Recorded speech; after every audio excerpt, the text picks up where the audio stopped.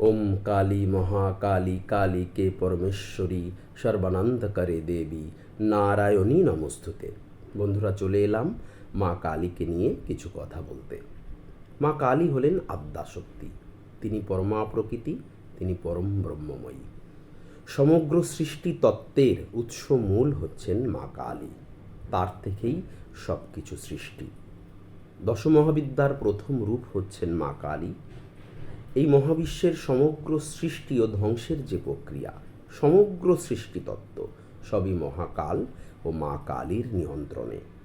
মা কালীর গায়ের রং কালো কেন?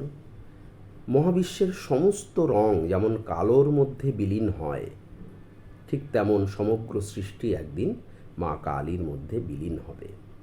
মা কালীর পূজা হচ্ছে মোক্ষ লাভের পূজা, পরম সত্যের পূজা, ভববন্ধন মুক্তির পূজা। আমরা মা কালীকে কেন পূজা করি? আমরা সকলে একটা নিরাপত্তা বোধ অনুভব করি। আমরা নিজেদেরকে নিরাপদ ভাবতে পারি যে মায়ের আশীর্বাদ পেলেই আমরা নিরাপদ।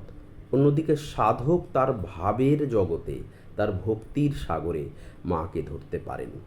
সাধকের মধ্যে একটা ইউনিভার্সাল কনসাসনেস তৈরি হয়, কারণ মায়ের পূজা মানেই হচ্ছে আধ্যাত্মিক চেতনার পূজা।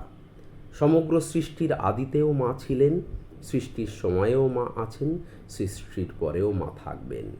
মা পরম মঙ্গলময়ী, তিনি যেমন আসুরিক শক্তিকে ধ্বংস করেন, দানবিক শক্তিকে নাশ করেন, আমাদের ভিতরকার সমগ্র নেগেটিভিটিকে দূর করেন, অন্যদিকে মা পরম মঙ্গলময়ী, তিনি আমাদের আশীর্বাদ করেন, জগতের কল্যাণ করেন।